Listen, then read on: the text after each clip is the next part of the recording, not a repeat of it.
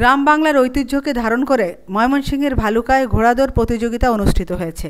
উপজেলার Biruniya Sayedur Rahman school and college মাঠে এ প্রতিযোগিতার আয়োজন করা হয়। গ্রাম বাংলার প্রাচীন ঐতিহ্যকে ধারণ ও লালন করে দেশের বিভিন্ন প্রান্ত থেকে প্রতিযোগীরা এই খেলায় অংশ নেন। এতে সভাপতিত্ব করেন প্রতিষ্ঠানটির দাতা ও প্রতিষ্ঠাতা এবং নেত্রকোনা জেলা গোয়েন্দা শাখার পরিদর্শক সায়েদুর রহমান এবং প্রধান অতিথি হিসেবে উপস্থিত ছিলেন বিশিষ্ট সমাজসেবক ও রাজনীতিবিদ ফখরুদ্দিন আহমেদ বাচ্চু। প্রতিযোগিতা শেষে বিজয়ীদের মধ্যে পুরস্কার বিতরণ করা হয়।